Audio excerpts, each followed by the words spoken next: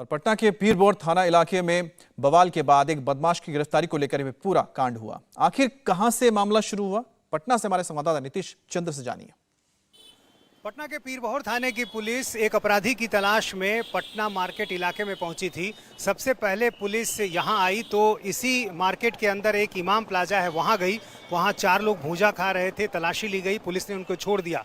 लेकिन जब पुलिस वापस लौटी और पटना मार्केट का जो एग्जिट गेट है जब यहाँ पहुंची तो इसी जगह पर पुलिस को देखकर 4 लोग भागना शुरू कर दिए।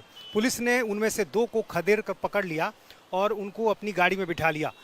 इसके बाद इसी जगह थोड़ा आगे बढ़ने पर काफ़ी संख्या में अचानक भीड़ जमा हो गई।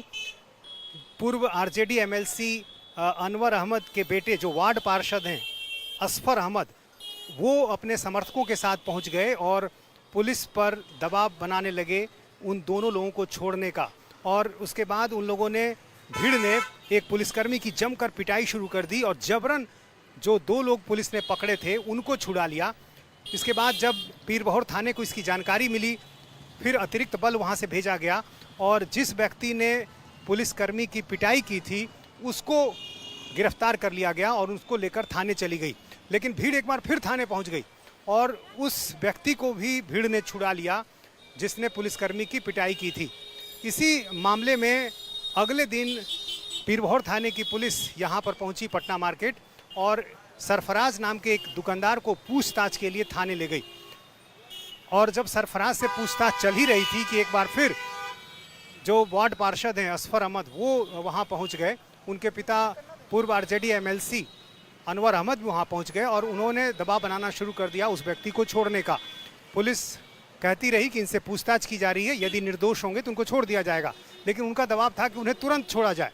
और डीएसपी जब मौके पर पहुंचे वहां थाने में तो उनके साथ धक्का मुक्की की गई, बदतमीजी की गई, गाली गलौज की गई और वहां सीसीटीवी कैमरे में सारी चीज़ें रिकॉर्ड हुई हैं।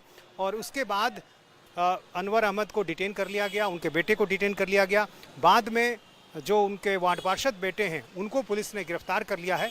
अनवर अहमद जो कि आरजेडी के एमएलसी रह चुके हैं उनको पुलिस ने छोड़ दिया है। लेकिन जिस तरह से पुलिसकर्मियों पर पहले दिन हमला हुआ, उनकी पिटाई हुई, जबरन 2 लोगों को पहले छुड़ा लिया गया, फिर एक व्यक्ति जिसने पुलिसकर्मी की पिटाई थी उसको भी छुड़ा लिया गया और बाद में अगले दिन जब पुलिस एक व्यक्ति को पूछताछ के लिए ले गई उसको भी छुड़ाने का दबाव दिया जा रहा था।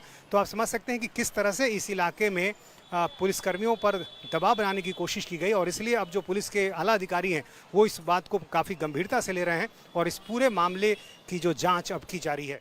इंडिया टीवी हर वक्त हर जगह डाउनलोड करने के लिए सर्च करें India TV news Google play store या ऐप स्टोर पर।